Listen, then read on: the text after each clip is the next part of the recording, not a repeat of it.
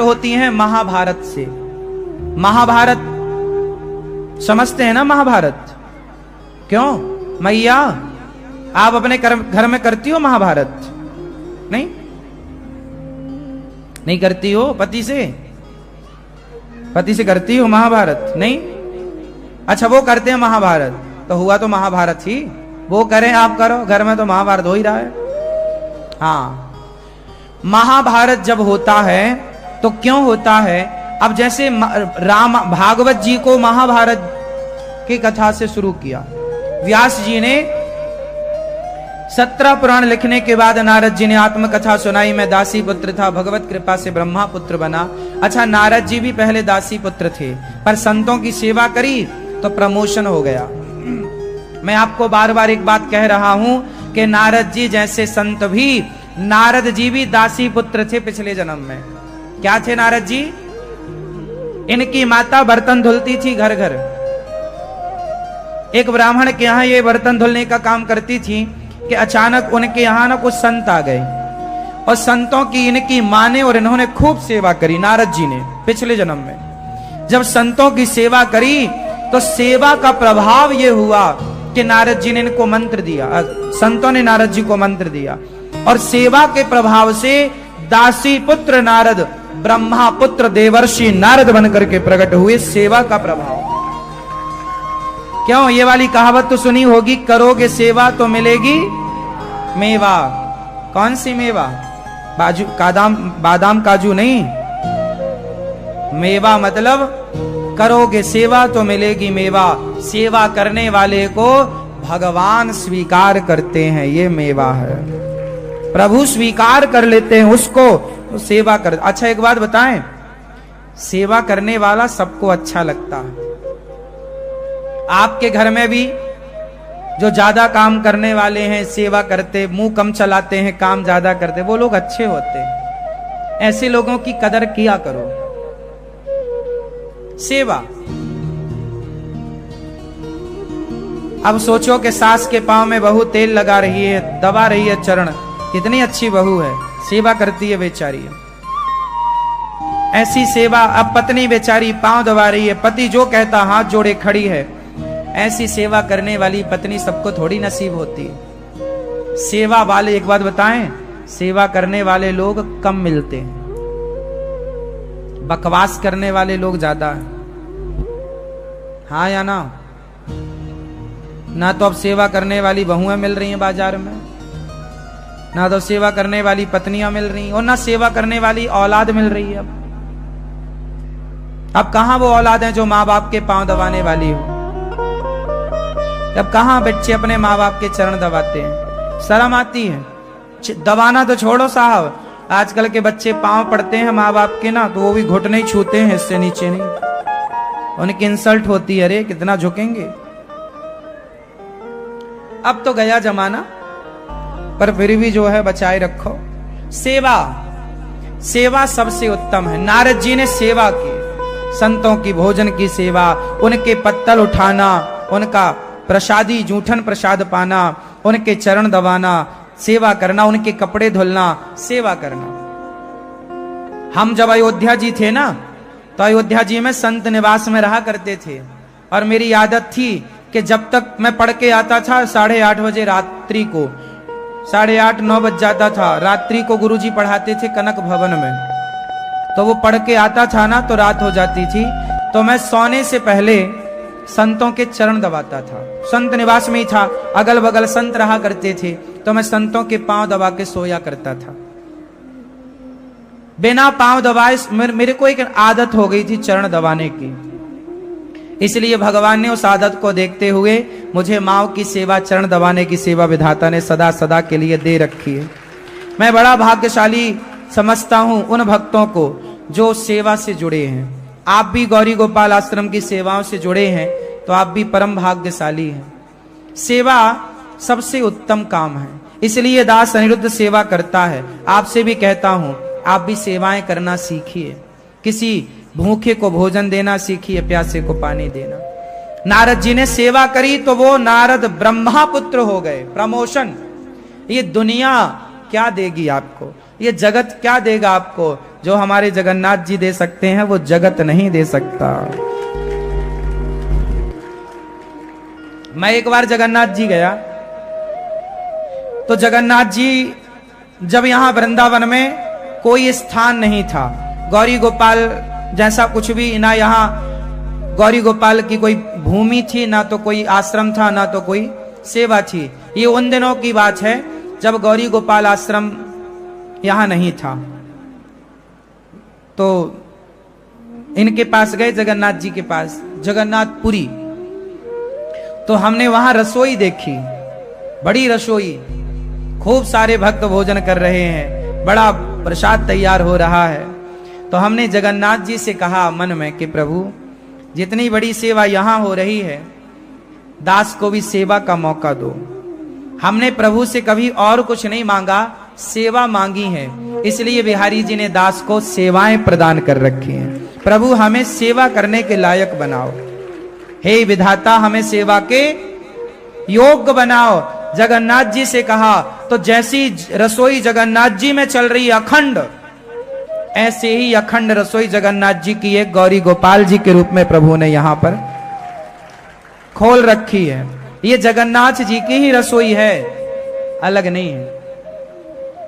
गौरी गोपाल जी की रसोई देखा आपने, कोई आए सबको पेट भर भोजन मिल रहा है, तो ये जगन्नाथ जी की ही तो है। हमने प्रभु से केवल ये कहा प्रभु सेवा करने लायक बनाइए, हे प्रभु हमें सेवा के योग्य बनाइए, हम सेवा कर सकें। आप लोग भी ना भगवान से रुपया पैसा ना मांगा करो, हे प्रभु हम सेवा कर सकें, हे प्रभु हमें देने लायक बनाओ, हे विधाता हमें देने योग्य बनाओ। आप मांगते रहते हैं भगवान ये दे दो वो दे, नहीं, हे प्रभु ऐसी कृपा करो कि हम किसी को देने योग्य बने। हे प्रभु हमें लेने वाला मत बनाइएगा, हमें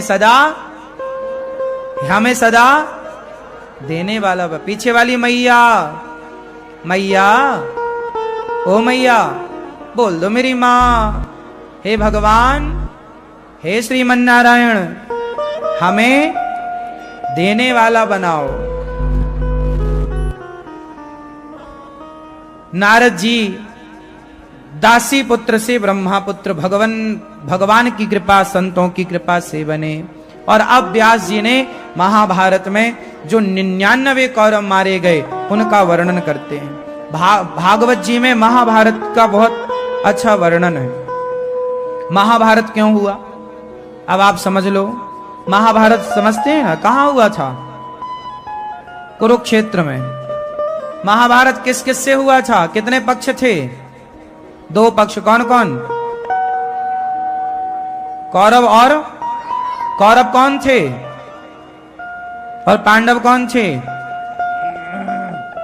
पांडवों के पिता कौन हैं? पांडु से उनका नाम पांडव पड़ा। कुरुवंश से है इसलिए कौरव, कुरुवंशी है ना कौरव। धृतराष्ट्र के जितने पुत्र हैं सब कौरव कहे जाते हैं। धृतराष्ट्र और पांडु सगे भाई हैं, पिता एक है माता अलग अलग है। धृतराष्ट्र और पांडु के जो पुत्र हुए वही पांडव और कौरव कहलाए। पांडवों की माता कौन? पांडवों की माता कुंती और माद्री। पांडु की 2 पत्नियां हैं, माद्री और माता कुंती के 3 पुत्र हुए।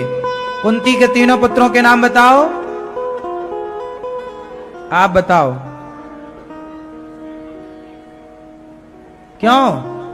कुंती के 3 बेटों के नाम बताओ आप। मैया आप नहीं, आपके आगे भैया। धर्मराज युधिष्ठिर, बोलो धर्मराज युधिष्ठिर, भीम, अर्जुन। ये 3 किनके पुत्र हैं? माता कुंती। और नकुल और सहदेव किनके पुत्र हैं? माता माद्री। माद्री अपने पति पांडु के साथ सती हो गई थी, पर कुंती के पास 5 पुत्रों की जिम्मेदारी थी, इसलिए वो सती नहीं हुई। और माता कुंती ने पांचों बच्चों को खूब पढ़ा लिखा कर योग्य बनाया।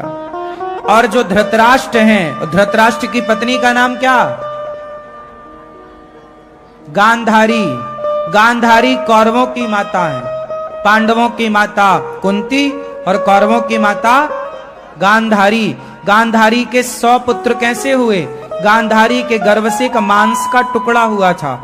उस टुकड़े के व्यास जी ने, उस मांस के 100 टुकड़े किए व्यास जी ने, 100 घड़ा में भर के और जमीन में गाड़ के, जो आज डॉक्टर प्रोसेस करते हैं। पता है आजकल बड़े बड़े डॉक्टर ने क्या परीक्षण किया कि स्त्री का और पुरुष का दोनों का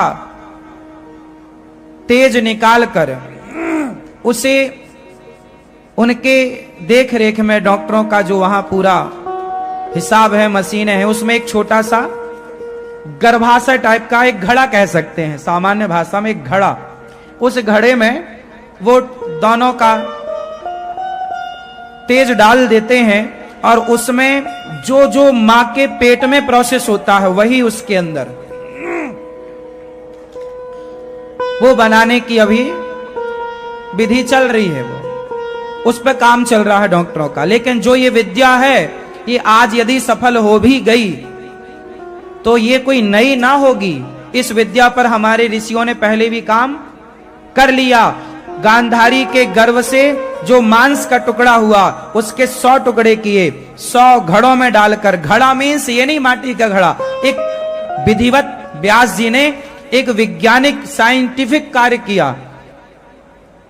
एक मेडिकल साइंस में जो होता है वो सब कुछ व्यास जी ने किया और वहां पर 100 बच्चे तैयार हुए व्यास जी की देख रेख में।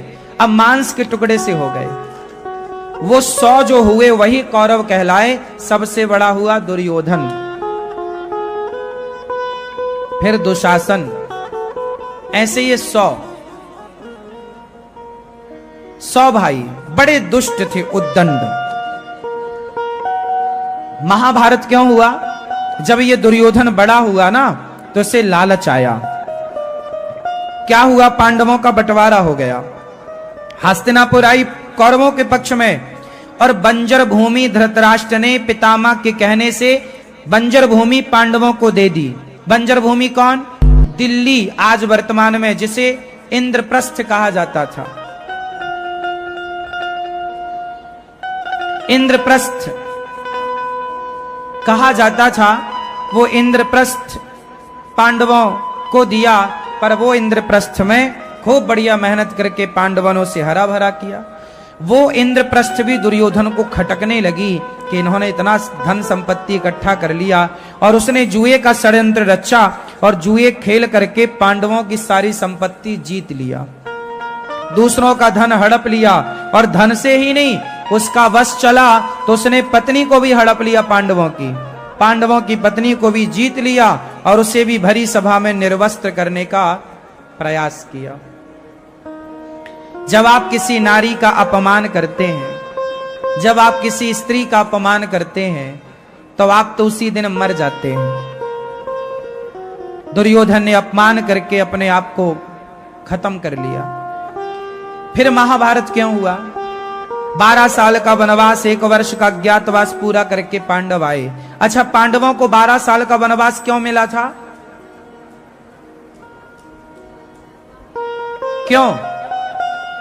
क्यों मिला था? पांडवों ने खेला था जुआ, तो जुआ खेलने का यह दंड था और पूरा जीत लिया था कौरवों ने। और जब सारा जीत लिया तो फिर जब द्रौपदी का अपमान किया तो द्रौपदी ने श्राप देने के लिए जल उठाया, तो धृतराष्ट्र डर गए कि कहीं कुंती ये द्रौपदी श्राप दे के मेरे बच्चों को नष्ट ना कर दे।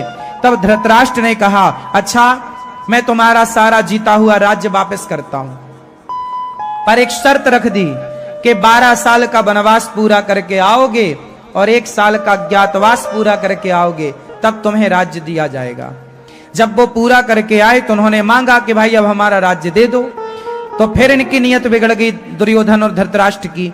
इन्होंने कहा ना देना पड़े तो अच्छा है, तो देना ना पड़े इसके लिए महाभारत की रणनीति बनी। क्या है? जब आप दूसरों का धन हड़पते हैं तो नाश तो होगा। और आपको क्या लगता है कि जी हम हड़प लेंगे और हमारा कुछ ना बिगड़ेगा ना। दुर्योधन ने पांडवों का धन हड़पना चाहा। भगवान शांति दूत बनकर गए समझाने के भाई युद्ध करने से समाधान ना होगा, पांडवों को 5 गांव दे दो, पांडवों को 5 गांव दे दो। मांगा भगवान ने कि 5 गांव तो दे देना चाहिए, लेकिन दुर्योधन बोला कि 5 गांव क्या, सुई की नोक बराबर मैं देने को तैयार नहीं हूं। भगवान ने कहा कि सुनो दुर्योधन, वो पांडव ना 12 साल में और मजबूत हो गए हैं। भाई जंगल में जो आदमी रहता है ना, शहर में रहने वाले से जंगल में रहने वाला ज्यादा ताकतवर होता है। क्यों जी, बात सही है?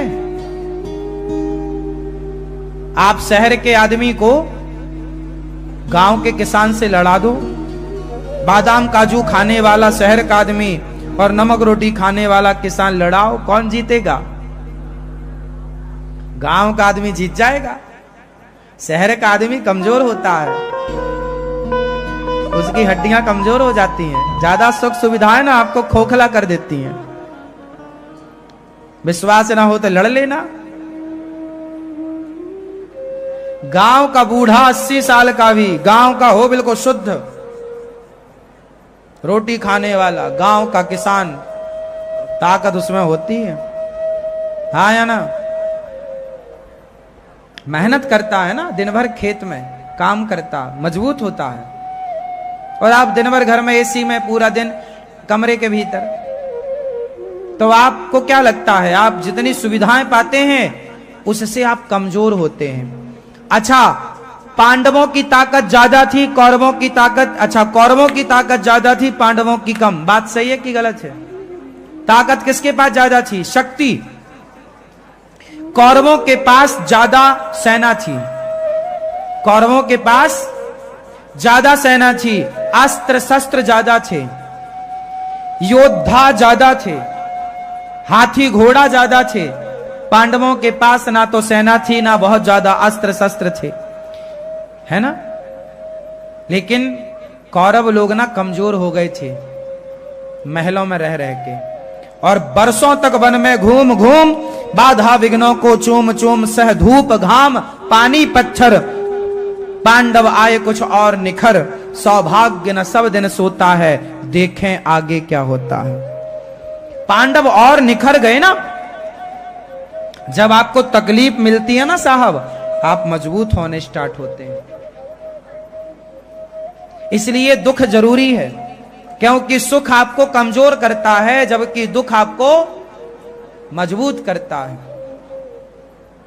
राम जी भी 14 साल वनवास में रहे, तब रावण को मार पाए, और पांडव भी 12 साल वनवास में रहे, तब कौरवों को मार पाए। क्या मतलब है इसका?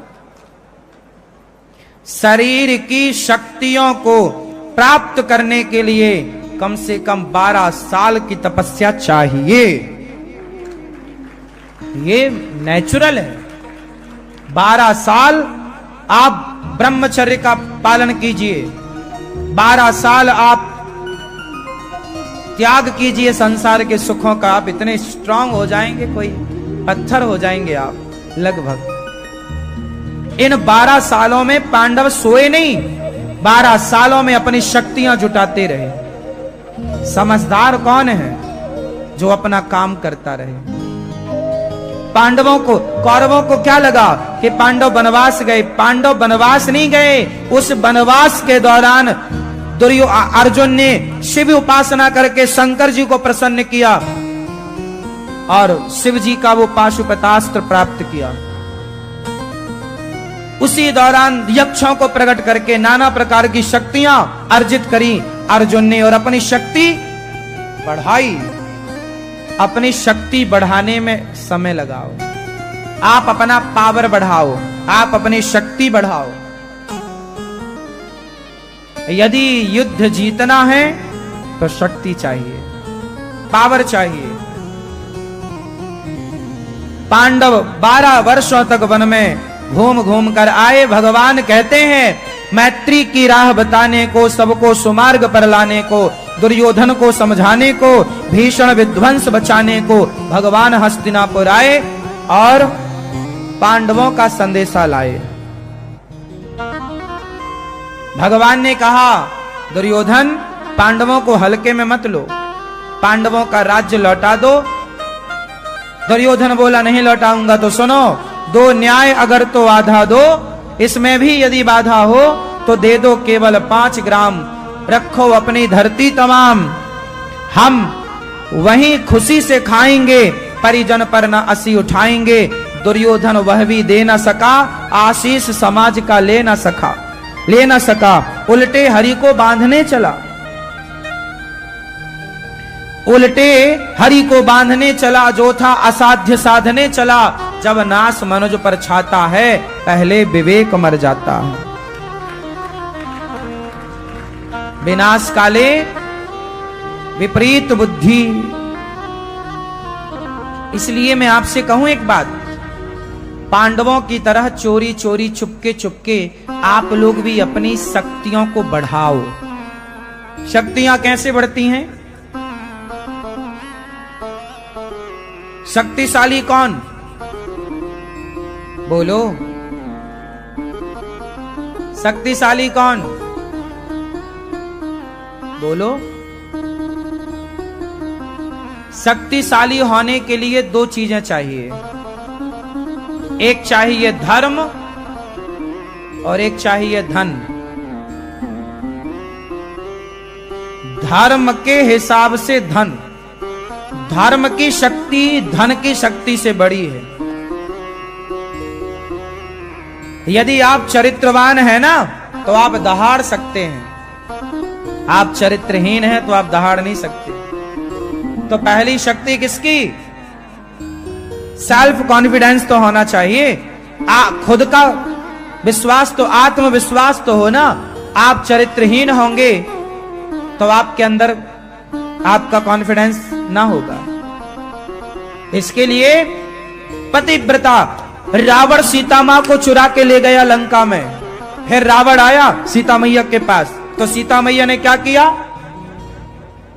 एक तिनका उठाया और बोला, है रावण देख, तृण धरि ओट कहत वैदेही, सुमरि अवधपति परम स्नेही। हे रावण रुक जा। पूरी लंका के अंदर अकेली सीता मां ने एक तिनके के सहारे रावण जैसे लंकापति को रोक दिया। हे रावण आगे मत बढ़ना। और रावण की हिम्मत नहीं हुई कि सीता मां का स्पर्श कर सके। लंका में थी ना सीता मां, चुरा के ले गया। उसके बाद रावण ने सीता मां का स्पर्श करने की बहुत कोशिश करी, स्पर्श कर ना सका। ये सीता मां का चरित्र ही तो था। उनके आत्म बल ने रावण को पीछे हटने पर मजबूर कर दिया। तो पहला बल धर्म का बल। कौन सा बल? धर्म का बल। आपके अंदर यदि धर्म है तो आप सारी बातें बोल सकते हैं। सत्य कौन बोल सकता है? धर्म वाला, जो किसी का चाटुकार नहीं है, जो किसी का कर्जा नहीं खाया, वो सत्य बोल सकता है। जो गरीब हो, जो गरीबी में रह ले लेकिन किसी प्रकार का बेईमानी ना करे, गलत ना करे, वही सत्य बोल सकता है। वरना आप सत्य नहीं बोल सकते। आप यदि किसी धनवान के हाथों बिक गए तो आपके अंदर सत्य बोलने के, आप केवल चापलूसी कर सकते हैं, चाटुकारिता कर सकते हैं, सत्य नहीं बोल सकते। जैसे कर्ण जैसे लोग दुर्योधन के हाथों बिक गए। हाँ या ना? दुर्योधन ने कर्ण को खरीद लिया। कैसे खरीदा? अंग देश का राजा बना दिया कर्ण को दुर्योधन ने। ए कर्ण, जा, तेरे पास राज सत्ता नहीं है, मैं तुझे राजा बनाता हूं, जा तू राजा बन जा। और जब राजा बनाया उसके बाद तो सारी जिंदगी कर्ण को दुर्योधन ने उंगलियों पर नचाया। हाँ या ना? आप किसी के टुकड़ों पर पलोगे तो सत्य ना बोल पाओगे। इसलिए पहले के लोग भिक्षा मांगकर खाते थे, पर किसी के टुकड़ों पर पलते नहीं थे। इसलिए पहले के लोग ईमानदार थे, क्योंकि वो बिकाऊ नहीं थे। और आजकल तो तुम एक शराब की बोतल में बिक जाते हो। आज तो तुम एक साड़ी बांटने लग जाओ, जरा तुम बाजार में खड़े होके साड़ियां बांटो, माताओं की लेने वालों की लंबी लाइनें, एक के ऊपर एक चढ़ जाएंगी, छाती में लात रख रख के वो साड़ी लेने भागेंगी। एक साड़ी में लोग बिकने को तैयार हैं। हाँ या ना? चुनाव के दौरान बड़े बड़े नेता बांटते हैं कि साड़ी नहीं, साड़ियां बट रही हैं, माताएं दौड़ पड़ी एक साड़ी लेने, 100 रुपया की साड़ी। बिकाऊ क्यों बनती हो मेरी मां? क्यों टुकड़ों पे पलती हो? और दुनिया तुम्हें क्यों दे और तुम क्यों लो? क्यों? ये बात सही है ना? नेता लोग साड़ी बांटते हैं ना, और माताओं की कैसी भीड़ लगती है। कोई नीचे गिर पड़ी हो, उठाएंगे नहीं, उसके मुंह में लात रख के उसकी छाती को रौंदते हुए आगे बढ़ेंगे। ऐसे बिकाऊ ना बनना। ऐसे लोग, जब तुम नेताओं का टुकड़ा खाओगे तो फिर नेता अपने हिसाब से चलाएगा। इसलिए बिना बिके मतदान करना चाहिए। ये दान है, मतदान। दान करो, और दान कुछ लेकर दान थोड़ी किया जाता है। यदि आपने एक पौआ लेकर, एक साड़ी लेकर दान किया तो वो दान थोड़ी था, वो मतदान नहीं था। क्यों मेरी मां? कुछ लेकर थोड़ी दान दिया जाता है। मतदान होता है, वो भी एक प्रकार का आपके विचारों का, मत का दान है वो, कि आप एक भले आदमी को चुन रहे हैं जो देश के काम आने वाला है। एक अच्छी सरकार को आप चुन रहे हैं, है ना? अच्छे लोगों को चुनिएगा, वोट जरूर डालिएगा। अंतिम चरण का वोट कल पड़ेगा। कल 30 है कि 31 है? कल 1 है। हाँ, कल पड़ेगा। अंतिम चरण का वोट कल है, 1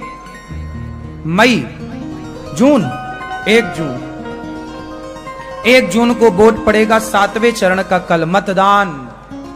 उसी को वोट दीजिएगा जो राष्ट्र के हित में विचार रखता हो, राष्ट्र हित में सोचता हो।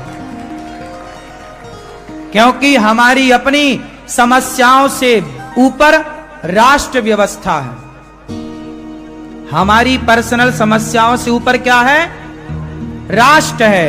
हमारी अपनी समस्याएं तो कोई बात नहीं है, पर राष्ट्र की सुरक्षा, राष्ट्र का सम्मान, जो राष्ट्र का सम्मान करने वाला हो, जो सनातन का सम्मान करने वाला हो, वही जीतना चाहिए। हाँ या ना? क्यों जी? जो राष्ट्र का सम्मान करे, जो सनातन का सम्मान करे, वो जीते।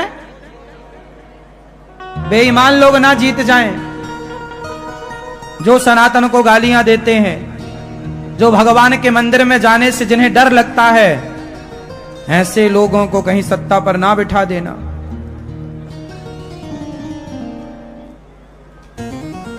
जो राम, जो मंदिर जाकर अपने आप को गौरवान्वित महसूस करते हो, उस देशभक्त को अपना नेता चुनिएगा।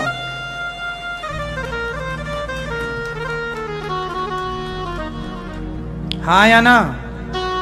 मैया क्या बोलती तू?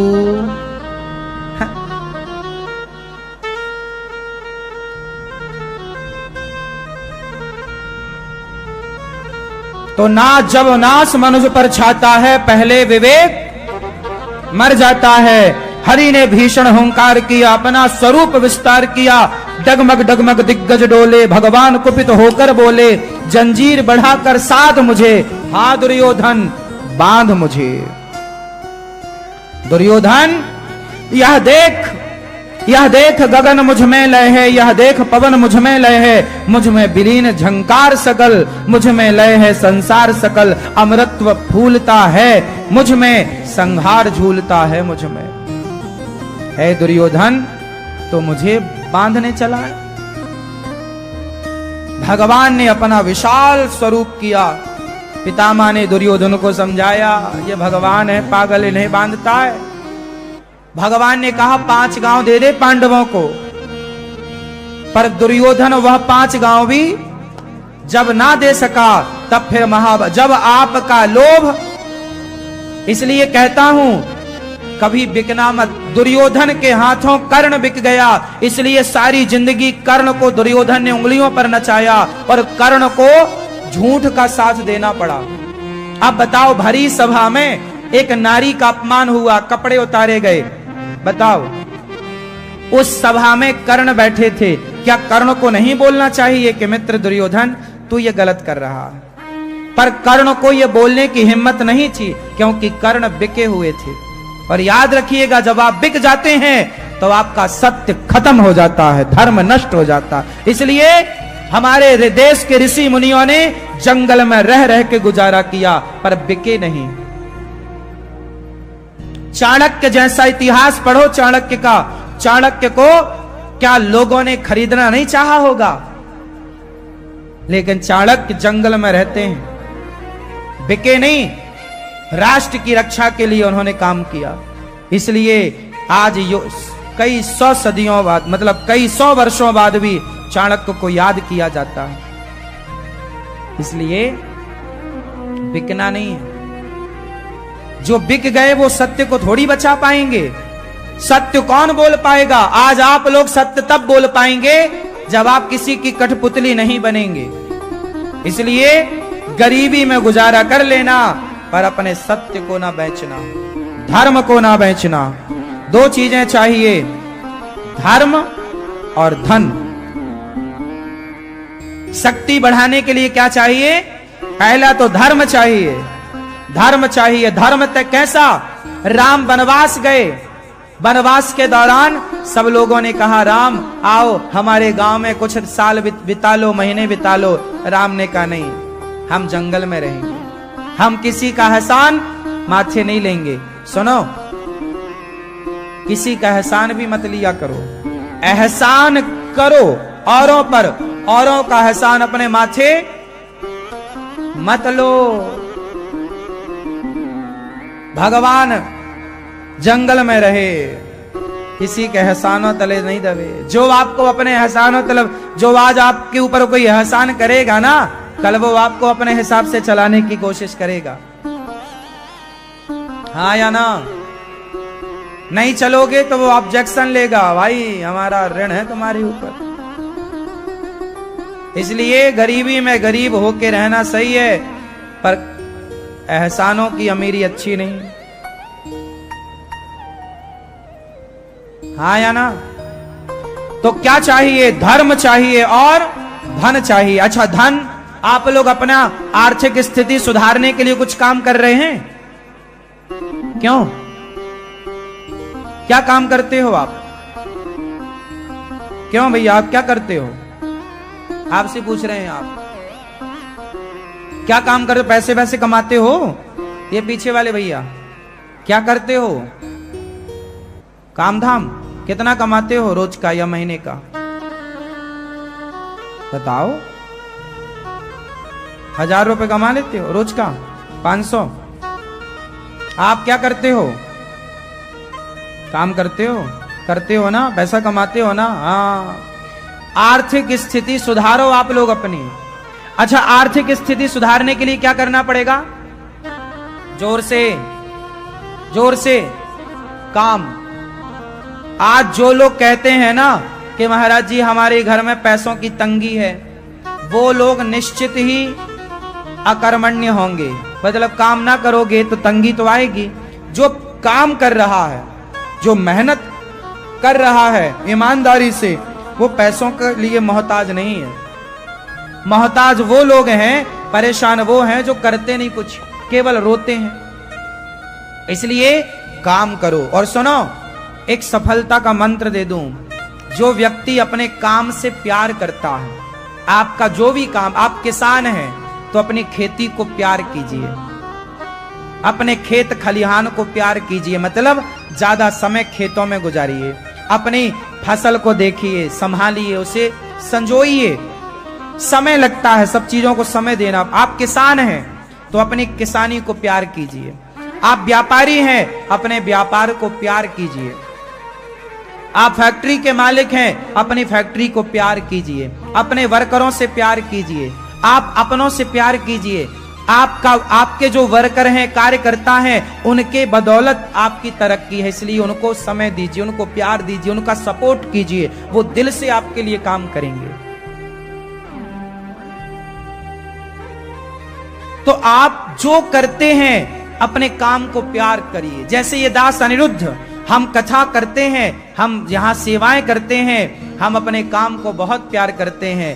3 घंटे की कथा होती है, देखो बिल्कुल सही टाइम पर आके अपना काम करने लग जाते हैं। 3 बजे से 6 बजे तक केवल आपको काम करते हैं अपना। हमारा काम ही ये है आपको कथा सुनाना। हम अपना काम कर रहे हैं, प्यार करते हैं, बलाहट नहीं टारते। हम चाहें तो आपको केवल जो लिखा है वही वही बताते चले, नहीं, जो आपको समझना है विस्तार से, हम आपको हर चीज विस्तार से सुनाते हैं। क्यों सुनाते हैं? क्योंकि सुनाने का तभी आनंद है जब आपकी समझ में आए। हमने 10 बातें कही और आपकी समझ में तो एक नहीं आई। और रही कथाओं की बात, तो देखो ध्रुव जी की कथा, प्रहलाद जी की कथा, कथा तो सब जानते हैं, लेकिन कथा का जो सार है अंदर का, गन्ना छील कर चबाने से अच्छा है जूस निकालो, गड़ गड़ गड़ एक बार में पी लो। तो हम आपको गन्ना नहीं परोस रहे हैं, जूस परोस रहे हैं, रस परोस रहे हैं। सार, सारम सारम समुद्रतम, ये कथा नहीं है, ये कथा का सार है।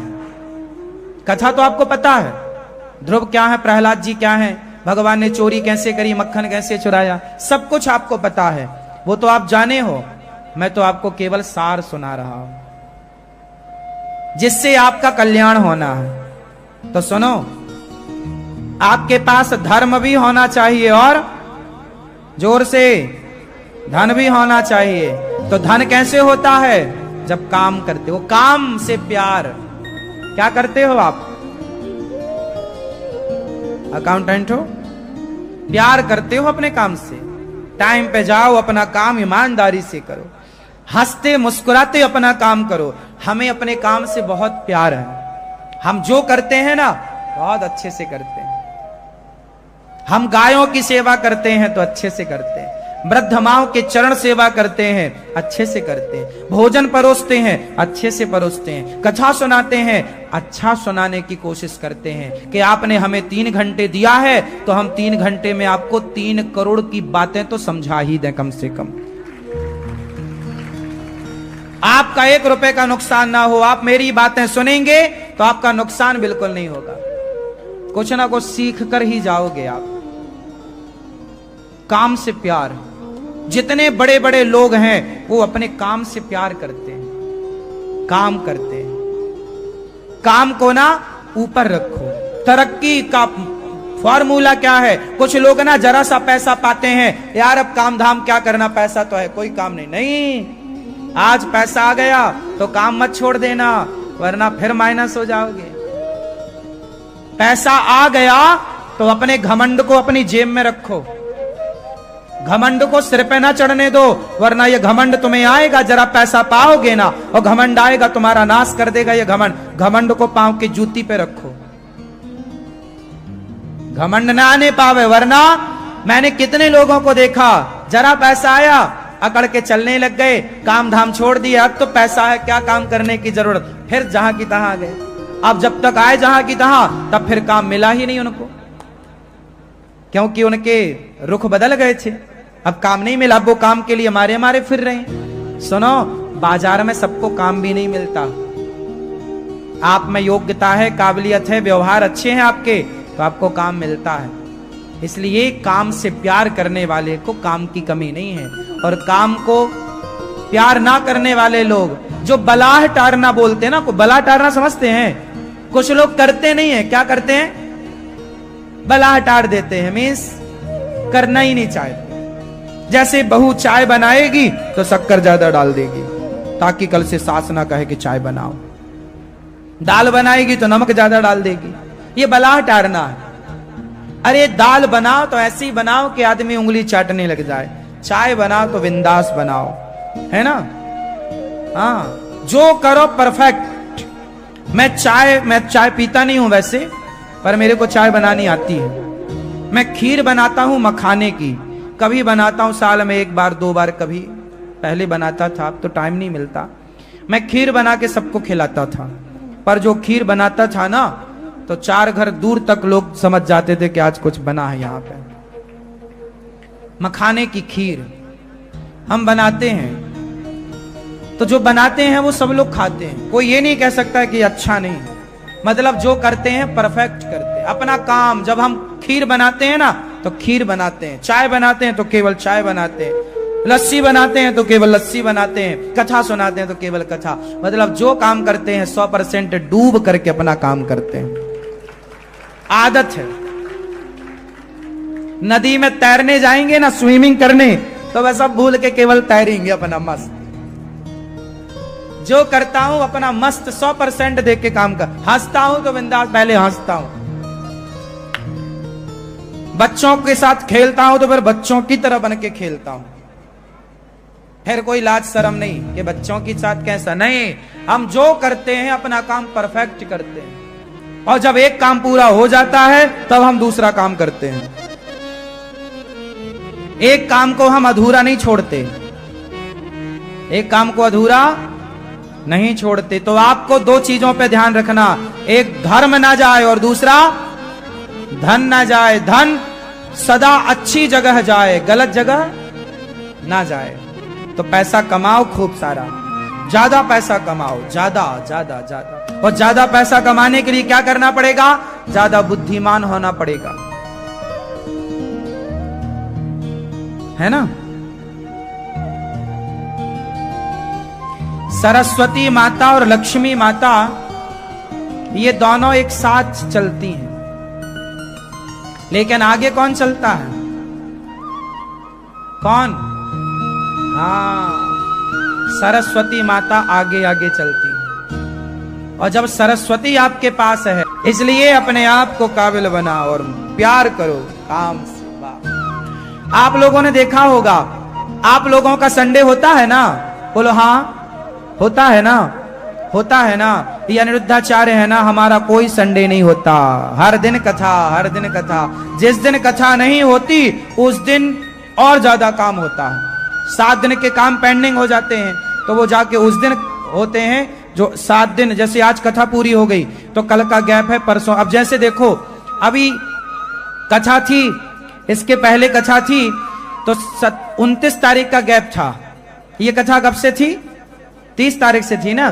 30 को कथा थी और वहां 28 को कथा पूरी हुई। 28 को कथा पूरी हुई, बीच में क्या समय था? 1 दिन का, 29 तारीख का। तो 29 तारीख के दिन मैं तुरंत जम्मू चला गया। जम्मू में 1 दिन का कार्यक्रम करके फिर लौट के आपके पास आ गया। जम्मू यहां से लगभग 700 किलोमीटर दूर है।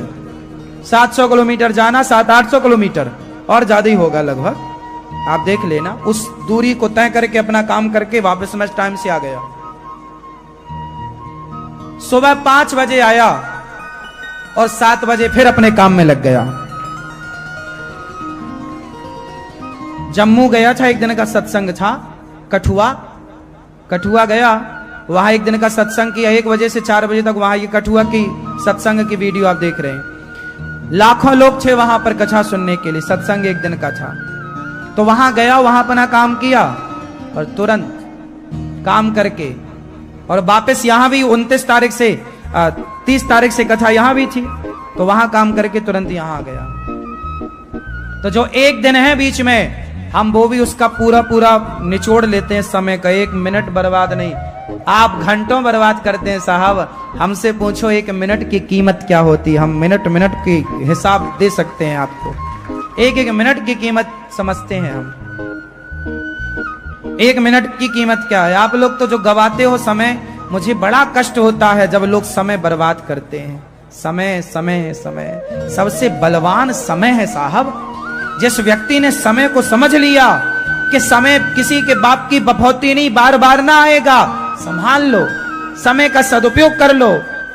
हाँ, समय गवाने वाला पछताता है। सार्थक करो समय को। भगवान ने बोला, कहा दुर्योधन पांडवों को 5 गांव, बोला सुई की नोक बराबर नहीं। बांधने चला, भगवान चले आए, विदुरानी के घर जाके छिलकों का भोग लगाए। भगवान ने समझाया, नहीं माना। दुर्योधन ने युद्ध किया और वो महाभारत हार गया। जब आप अपने से बड़ों की बात नहीं मानते, सही सलाह नहीं मानते, तो आप बाजी हार जाते हैं। दुर्योधन कृष्ण की नहीं माना तो बाजी, हां, जो अपने बड़ों की बात आप मेरी बात मान लोगे, धन और धर्म दोनों को समझ लोगे, तो आप बाजी जीत जाओगे। और मेरी बात आपने इग्नोर करी, नहीं माने, तो नुकसान मेरा नहीं है, आपका। मेरी एक एक बात ना मानने से आपका नुकसान होगा और एक एक बात मान लेने से आपका फायदा होगा। आपके हाथ में है मानना, आपके हाथ में है ना मानना। भगवान ने समझाया, नहीं माना, बाजी हार गया। 99 कौरव मर गए। दुर्योधन की जांग तोड़ दी भीम भैया ने गदा से। दुर्योधन चिल्ला रहा, मैं मर जाता तो अच्छा था। मर भी नहीं पाया। पापी को जल्दी मौत भी तो नहीं आती। दुर्योधन मरा नहीं, तड़पता रहा। तो गुरु द्रोणाचार्य के पुत्र अश्वत्थामा आए। उन्होंने कहा, मित्र क्या इच्छा है? बोले, मैं पांडवों को मरा देखना चाहता हूं। दुर्योधन स्वयं मर रहा था, लेकिन मरते मरते भी दुष्ट इतना था कि वो पांडवों को मरा हुआ देखना चाहता था। कुछ लोग ऐसे होते हैं कि मरते मरते भी दूसरों का भला नहीं सोचते। उनमें एक दुर्योधन था। ऐसे लोगों के साथ ऐसे ही होना चाहिए। एक बात समझ लो, जो सबका भला सोचता है ना, लिख लेना मेरी बात, करोड़ों की है, मेरा अनुभव है जीवन का, शास्त्रों की है। जो सबका भला सोचता है और सबका भला करता है, उसका भला भगवान करते हैं। कोई माई का लाल उसका बुरा कर नहीं सकता, देख लेना आप।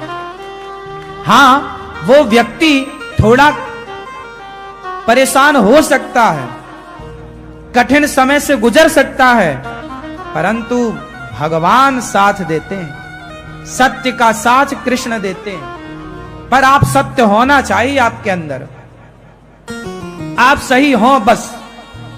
और सुनो, किसी से कहा मत करो कि हम तो सबके साथ अच्छा करते हैं, हमारे साथ तो बुरा होता है। नहीं, जब आप सबके साथ अच्छा करते हो तो भगवान आपको देख रहे हैं ना। आप ये मत कहो कि हम सबके साथ अच्छा करते हैं, हमारे साथ बुरा होता है। अरे बुरा कोई कर ही नहीं सकता आपका, जो करेगा वो नष्ट हो जाएगा। आपकी गलती ये है कि आप जिनके साथ अच्छा करते हैं, आप उन्हीं से उम्मीद करते हैं कि तुम भी हमारे साथ अच्छा करो। नहीं, वो कभी अच्छा ना करेगा। जब आप सबके साथ अच्छा करते हैं तो भगवान आपके साथ अच्छा करते हैं, वो व्यक्ति नहीं। और आप उम्मीद किससे करते हैं? व्यक्ति से। जबकि उम्मीद किससे होनी चाहिए? भगवान से। और इसलिए भगवान ने गीता में कहा, तू कर्म कर, तू सबका भला कर, तेरी भलाई का फल मैं दूंगा ना। तू मुझ पे तो भरोसा रख, तू कर्म कर, फल की इच्छा मत कर। लेकिन आप लोग सामने वाले का भला करते हो। हमने तुम्हारी शादी में, तुम्हारी बेटी की शादी में 1 कुकर दिया था, तो अब तुम हमें 2 कुकर दो। 1 लीटर का दिया था, तुम हमें 2 का दो। हाँ, आप लोग ना ऐसे ही करते हैं। क्यों है? शादियों में ऐसे ही होता है ना। हमने तो फलाने की बहू को शादी में, छोरा छोरी की शादी में 2 लीटर का कुकर दिया, तो हमारी छोरी का ब्याह होगा तो तुम 5 का दोगी, है ना। लोग लिख लेते हैं व्यवहार, फिर देखते हैं डायरी खोल के, हमने तो 2 लीटर का कुकर दिया था, इसने तो 1 लीटर वाला पकड़ा दिया। फिर वो कहीं ना कहीं बोल जरूर देंगे, हाँ तुम वही तो हो, हमने तुम्हारे 2 लीटर दिया था, 2 लीटर वाला कुकर, तुमने 1 वाला दे दिया। वो बोल जरूर देगी, हमारी मैया बढ़िया है, खाए बिना रह सकती है। हाँ, बोले बिना नहीं। आप उम्मीद इन टपोरियों से क्यों करते हो? उम्मीद भगवान से है ना। अरे हम सबका भला करेंगे तो भगवान बैठे हैं ना न्याय करने वाले, कोई ना बिगाड़ पाएगा तुम्हारा कुछ, भरोसा रखो।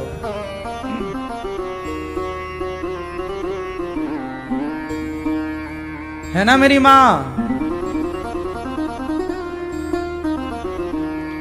भगवान सब कुछ देखते हैं साहब, अंधे नहीं हैं, सब जानते हैं वो। मेरे कन्हैया लाख आंख से सुनते हैं, लाख आंख से देखते हैं, लाखों कान से सुनते हैं। हमारे भगवान सब परम दयालु हैं, हम भगवान के हैं। वो प्रत्यक्ष यहां सब देख रहे हैं, सुन रहे हैं।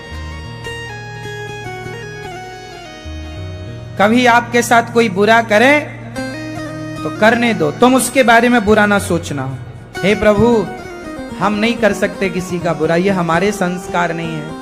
पर प्रभु आप देखो, हम बड़े परेशान हैं, बड़े संकट में हैं, आप हमें इस संकट से निकालो, तो भगवान खुद आपको कोई ना कोई रास्ता देंगे। आप भगवान से कहो।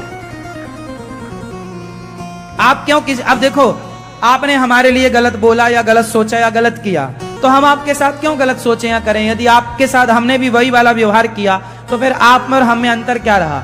हम आपके लिए कुछ ना बोलेंगे, हम तो प्रभु से कहेंगे, प्रभु यदि हमारे ऊपर संकट है तो प्रभु आप जानो। फिर भगवान आप कुचरते हैं तरीके से जो भक्तों को परेशान करते हैं। रावण ने लात मार दिया विभीषण को, नाश कर दिया। लात मारेगा मेरे भक्त को? ले, भगवान कहते हैं मुझे लात मारोगे सह लूंगा, मेरे भक्तों को छेड़ोगे छोड़ूंगा नहीं। अहम भक्त पराधीन, भगवान भक्तों के अधीन होते हैं। बात समझ में आ रही है मेरी मां? हाँ या ना? नहीं?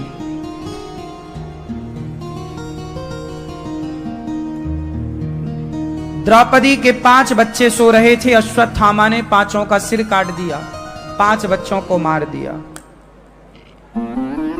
अर्जुन जाके अश्वत्थामा को पकड़ने चले, अश्वत्थामा ने ब्रह्मास्त्र चलाया।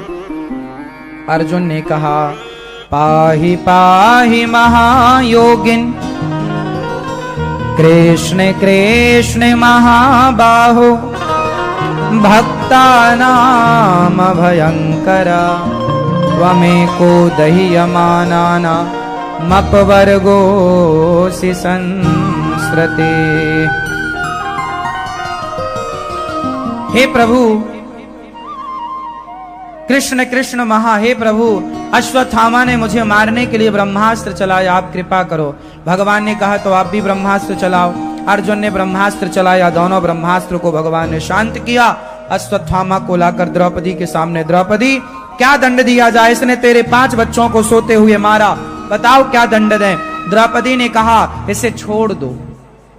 देखिए ये कथाएं किस ओर इशारा कर रही हैं कि 5 बेटों को मारने वाला हत्यारा खड़ा है, द्रौपदी कहती हैं छोड़ दो। इससे ये बताया गया कि कितनी अंदर दया होनी चाहिए। दया किस तरह के 5 बेटों को मारने वाला हत्यारा सामने खड़ा, और द्रौपदी जी कह रही हैं छोड़ दो। ये दया है। ऐसी दया जब होती है तब परमात्मा प्राप्त होते हैं। दया धर्म का मूल है, इसलिए दयावान बनो। दूसरा आपका पिता, तीसरा नाम आप बताओ। जो आपका भला चाहता है। इस संसार में तीसरा कोई नहीं है, भगवान है। भगवान तो माँ बाप से भी पहले है, बाकी कोई नहीं है जो आपका भला चाहता हो। इसलिए मेरी प्रार्थना है अपने माँ का खूब ख्याल रखो, माँ को खूब प्यार करो। माँ को वृद्धाश्रम में भेजने की सोचना भी मत, घर से निकालने की सोचना भी मत। रोज शाम को जाओ अपनी माँ के पांव दबाओ, पूछो माँ आज क्या खाओगी? क्यों? आपकी माँ है, आप पूछते हो कभी माँ से माँ आज क्या खाओगी? नहीं पूछते ना। लेकिन जब आप छोटे थे ना, आपकी माँ पूछती थी आपसे बेटा आज क्या खाओगे? मेरी माँ अभी भी मेरी पसंद का प्रसाद, जब कभी कभी माँ पूछती है कि मेरी माँ मेरे से पूछती है बेटा क्या खाओगे आज? कभी कभी माँ के हाथ का खाने का मन होती है तो माँ बनाती है, कभी मेरे लिए ये कभी वो। जो माँ को पसंद है वो आप ख्याल रखिए। जो आपको पसंद है वो माँ ख्याल रखती है। आपकी माँ ना हमेशा आपकी पसंद का बनाती थी। पूछती थी बेटा आज क्या खाओगे? तो क्या आपका धर्म नहीं है ये पूछने का कि माँ आज तुम क्या खाओगी, आज आप क्या खाओगी माँ बताओ? केवल माँ ही जिम्मेदारी पूरी करे, आप नहीं करोगे। रिश्तों को समय देना सीखो।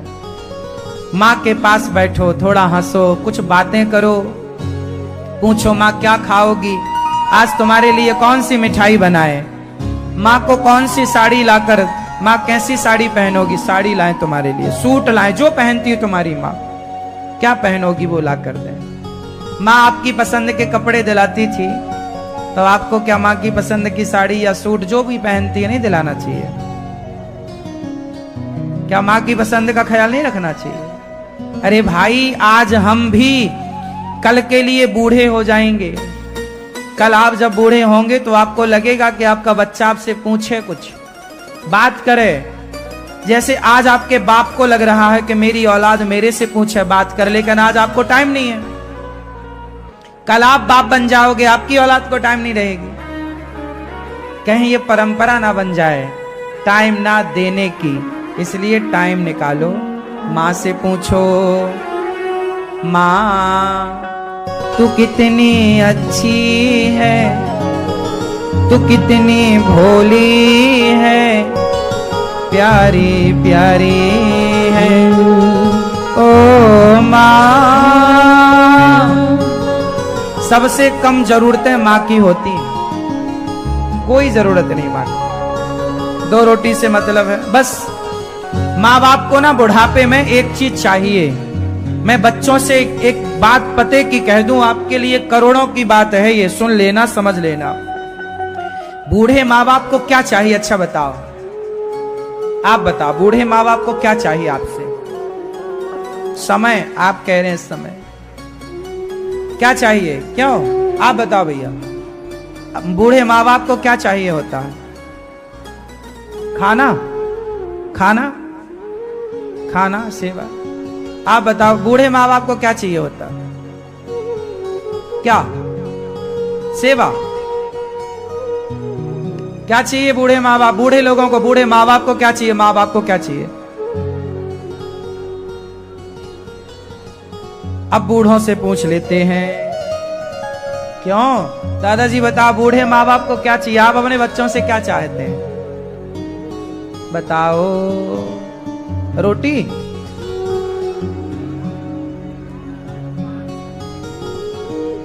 हाँ सुनो, बूढ़े माँ बाप को रोटी की भूख नहीं है, रोटी तो बहुत मिल जाएंगी। माँ बाप को ना वो ये चाहते हैं कि मेरी बहू जो है, मेरा बेटा जो है, बहू से भी नहीं, माँ बाप बहू से भी नहीं चाहते, केवल अपनी औलाद से। मैं अपनी औलाद से चाहूंगा जो चाहूंगा, बहू से थोड़ी चाहूंगा। बहू अपना खून नहीं है, बहू गलती करेगी उसकी 100 गलतियां माफ हैं, क्योंकि बहू इस घर की परंपरा को आज आई है, थोड़ी जानती समझती है, इसलिए बहू की कोई गलती नहीं है। हमें बहू से कोई शिकायत नहीं, हमें तो बस बेटे से चाहिए क्या? हमारा बेटा बुढ़ापे में अपने बूढ़े बाप का, बूढ़ी माँ का सम्मान करे, आदर करे, गर्व से कहे कि ये मेरी माँ है, ये मेरा पिता है। सम्मान से, प्यार से। तुम्हारा बाप तुमसे क्या चाहेगा?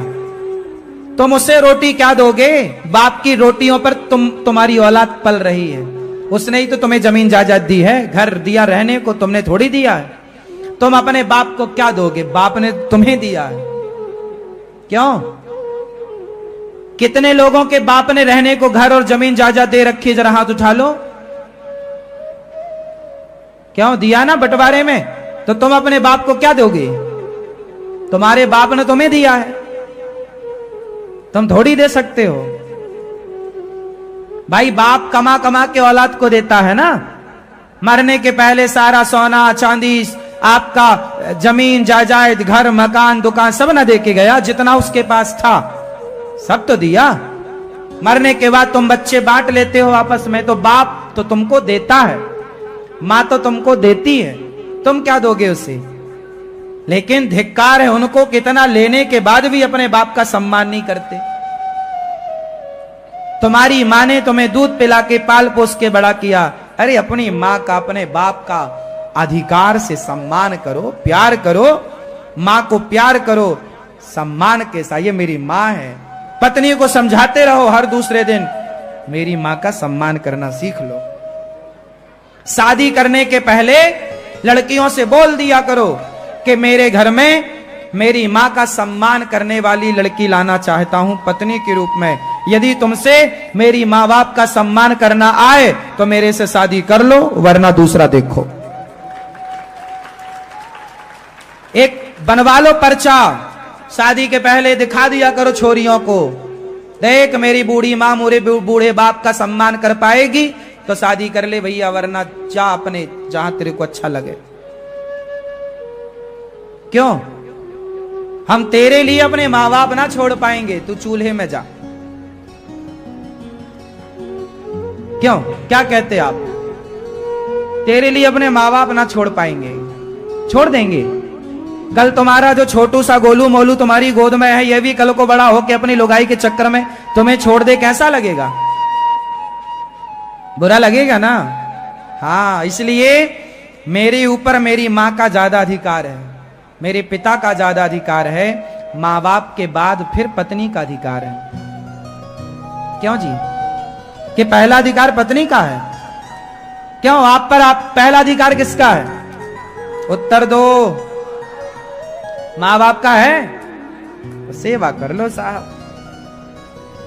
कई जगह मां बाप भी गलत होते हैं, मतलब वो पक्ष लेते हैं एक बेटे का, दूसरे बेटे दूसरी बहू से बातचीत नहीं करते। ऐसे माँ बाप कम होते हैं। ऐसे माँ बाप यदि हैं तो उनको मैं प्रार्थना करूं, बच्चों से भेद नहीं करना चाहिए, बच्चों के साथ समान व्यवहार करना चाहिए। बहू को बहू की तरह व्यवहार नहीं, बेटी की तरह व्यवहार करना चाहिए, तब जाके घर स्वर्ग बनता है। यदि बेटा बहू माँ बाप के प्रति समर्पित हैं तो माँ बाप को भी बच्चों के प्रति समर्पित भाव से रह के काम करना चाहिए। ये व्यवहार है, एक से नहीं चलता। गलतियां कई बार माँ बाप की तरफ से भी हो सकती हैं, बच्चों की तरफ से भी हो सकती हैं। हम आपसे बस ये कह रहे हैं कि देखो, भले गलती माँ बाप की तरफ से होंगी, पर समाज माँ बाप की तरफ की गलती ना देखेगा, आपकी तरफ की गलती देखेगा। इसलिए बच्चों से कहता हूं कि तुम अपनी तरफ से कोई गलती ना करना। माँ बाप जैसे हैं भगवान है, जन्म दे दिया, पाल पोस के बड़ा कर दिया। उन्होंने भले एक रत्ती हमें नहीं दिया, फिर भी खुश रहो। आप कमा के योग्य हो, कमा के खा लो। आप ये मत कहो कि माँ बाप ने कुछ नहीं दिया। जन्म दे दिया है, संसार में आने का मौका दे दिया, इतना भी पर्याप्त है। क्यों जी? सही है। इसलिए माँ बाप से बढ़कर जग में कोई दूजा नहीं खजाना। जिसने तुझे जन्म दिया रे, दिल उसका नहीं दुखाना। जिसने तुझे जन्म दिया रे, दिल उसका नहीं दुखाना। क्यों जी? कितने लोग मेरी बात से सहमत हैं? बताओ। सहमत हैं? आप सहमत नहीं हैं? हाँ, सास ना बैठी हो बगल में तो मत सहमत रहना, पर बैठी हो तो जरूर सहमत होना। हाँ, तो मेरी माँ, सेवा करो अपने माँ बाप की मस्त। हमें बहुत खुशी होती है। देखो ना, आजकल की औलाद इतनी नालायक हो गई, मैं क्या कहूं। बच्चे अपने माँ बाप को घर से निकाल देते। आज मेरे पास एक मेरे कार्यकर्ताओं ने बताया कि एक बेटी अपनी मां को लेके आई। आज नहीं, आज या कल लगभग कल, आज या कल की घटना है। तो एक मां को लेकर के आई अपनी बेटी, और बेटी इतनी चतुर, मां की सारी जमीन घर सोना सब ले लिया, नाम पे कर लिया, और मां को फिर गौरी गोपाल छोड़ने आ गई। काहे ताली बजा रही हो? हाँ? मैया हमारी बड़ी भोली है। तू कितनी भोली है। इसमें भी मैया ने ताली ठोक दी। हाँ ठीक किया।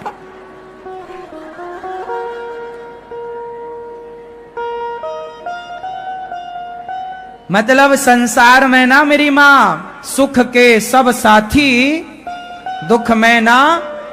हाँ ये संसार बहुत अच्छा लगता है दूर से, दूर के ढोल सुहावने, कहावत तो सुनी होगी। बेटियों को भी जब करने का नंबर आता है ना तो वो भी पल्ला झाड़ लेती हैं। सब बेटियां ऐसी नहीं है पर बहुत सारी ऐसी हैं, सबको नहीं बोला जा रहा है। बहुत सारी बेटियां तो करती हैं मां की सेवा खूब बढ़िया, पर बहुत सारी बेटियां हैं, बहुत सारी ऐसी माएं गौरी गोपाल में हैं जिनकी बेटियां छोड़ के चली जाती हैं। बेटे छोड़कर चले गए, बेटियां चली गई, पोता लेके आते हैं अपनी दादी को, महाराज जी आप रख लो हमारी दादी को। धिक्कार है मूर्ख तेरे जीवन को कि एक बूढ़ी मां का तू ख्याल ना रख सका। धिक्कार है उनके जीवन को जो एक, अरे इंसान की सेवा नहीं करेगा तो करेगा कौन।